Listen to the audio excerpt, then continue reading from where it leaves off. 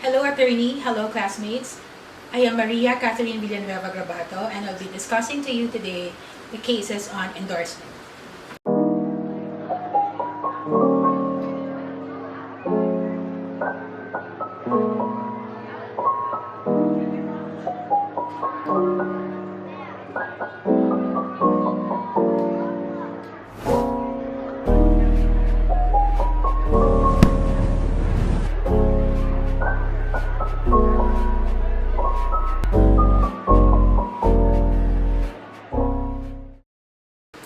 My first case is Associated Bank versus Honorable Court of Appeals, GR number 107382. This case seeks to resolve the main issue, which is where 30 checks bearing forged endorsements are paid, who bears the loss? Is it the drawer? Is it the Joey? Or the collecting bank? Here are the facts of the case. The province of Tarlac maintains a current account with the Philippine National Bank, Tarlac branch. Checks issued by the province are signed by the provincial treasurer and countersigned by the provincial auditor or the secretary of the Sangguniang Bayan. A portion of the funds of the province is allocated to the Concepcion Emergency Hospital. These allotment checks are drawn to the order of Concepcion Emergency Hospital or to the chief of the Concepcion Emergency Hospital. The checks are released by the Office of the Provincial Treasurer and received by the Administrative Officer and Cashier of the hospital. In January of 1981, the Book of Accounts of the Provincial Treasurer were post-audited by the Provincial Auditor. In the audit, it was discovered that the hospital did not receive several allotment checks drawn by the Provincial Treasurer. On February 19, 1981, the Provincial Treasurer requested the manager of PNB to return all of its cleared checks issued from the years 1977 to 1930 for verification of the regularity of their encashment. After examination, it was discovered by the Provincial Treasurer that checks amounting to 203,300 were encashed by one Fausto Pangilinan with Associated Bank acting as its collecting bank. It turned out that Fausto Pangilinan, who was the administrative officer and cashier of Pei Hospital until his retirement on February 28, 1978, collected the questioned checks from the office of the provincial treasurer.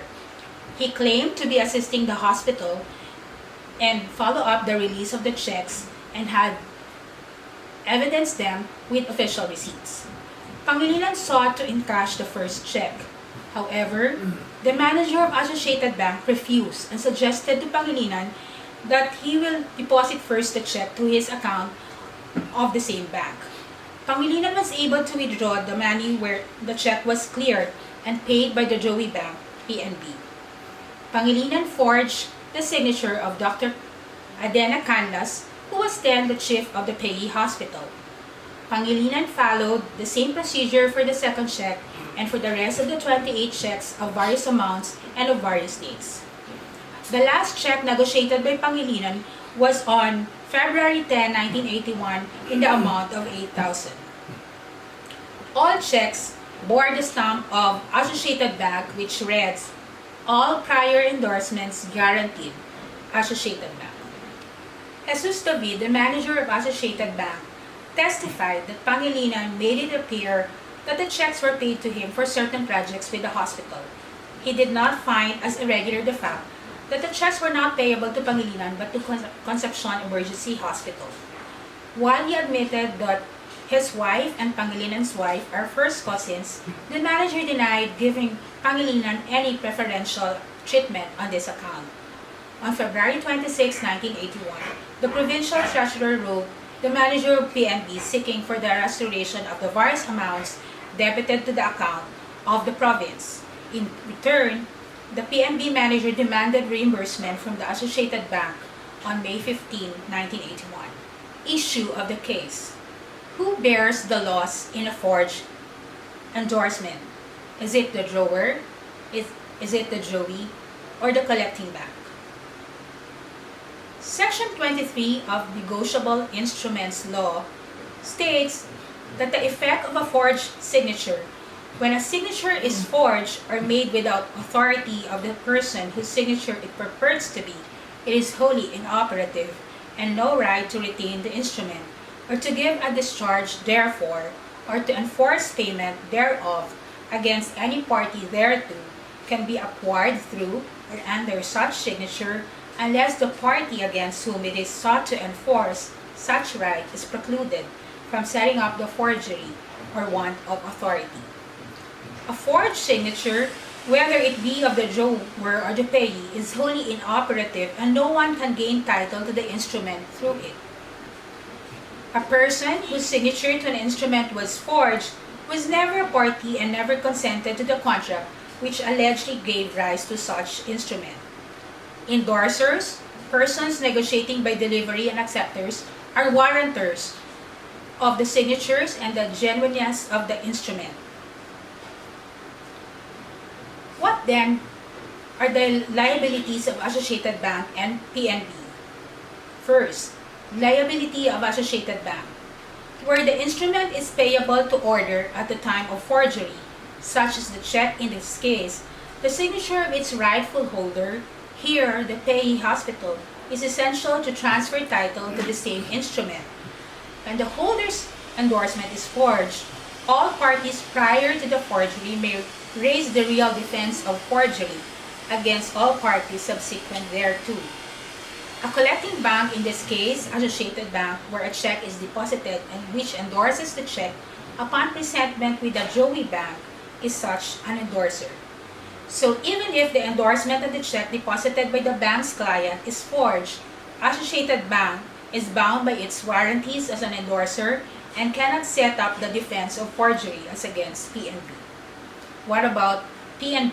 What is the liability of PNB? The bank on which a check is drawn, known as the Joey Bank, is under strict liability to pay the check to the order of the payee, which is in this case provincial government of Tarlac. Payment under a forged endorsement is not to the drawer's order. When the Joey Bank pays a person other than the payee, it does not comply with the terms of the check and violates its duty to charge its customers account only for properly payable items. Since the Joey Bank did not pay a holder or other person entitled to receive payment, it has no right to reimbursement from the drawer. The general rule, then, is that the Joey Bank may not debit the drawer's account and is not entitled to indemnification from the drawer. The risk of loss must perforce fall on the Joey Bank. What then is the decision of the Supreme Court? The Supreme Court held that PNB is liable to pay the province of Tarlac. In sum, though, by reason of Associated Bank's endorsement and warranties of prior endorsements as a party after the forgery, it is liable to refund the amount to PNB. The province of Tarlac can ask reimbursement from PNB because the province is a party prior to the forgery. Hence, the instrument is inoperative. However, it has been proven that the provincial government of Tarlac has been negligent in issuing the checks, especially when it continued to deliver the checks to Pangilinan even if the latter was no longer connected in the service. Due to the contributory negligence, PNB is only ordered to pay 50% of the amount or half of the 203,300. But then again, since PNB can pass its loss to Associated Bank by reason of Associated Bank's warranties, PNB can ask the 50% reimbursement from Associated Bank. Associated Bank can ask reimbursement from Pangilinan. However, in this case, the court did not acquire jurisdiction over him. The second case is Bank of the Philippine Islands versus Court of Appeals, GR number 136202.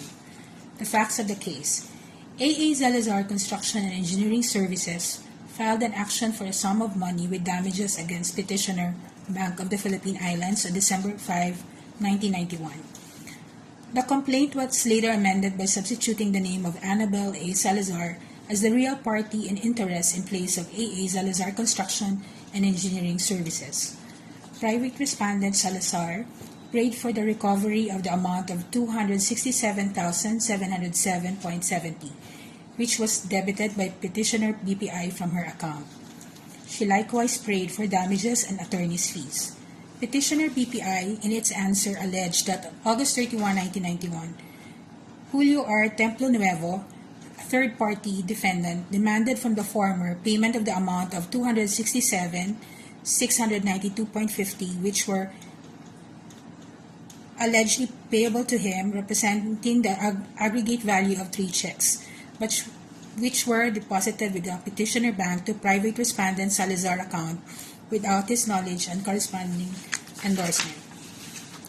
Accepting that Templo Nuevo's claim was a valid one, petitioner BPI froze account number 02010588-48 of AA Salazar and Construction and Engineering Services instead of account number 02031187-67, where the checks were deposited, since this account was already closed by private respondent Salazar or had an insufficient balance. Issues of the case. Number 1. Whether or not a collective bank, over the objections of its depositor, have the authority to withdraw from such depositor's account the amount it has previously paid upon certain unendorsed order instrument. Second, whether or not BPI acts judiciously in debiting Salazar's account. The ruling of the Supreme Court for the first issue, yes. In the present case, the records do not support the finding made by the CA and the trial court that a prior arrangement existed between Salazar and Templo Nuevo regarding the transfer of ownership of the checks.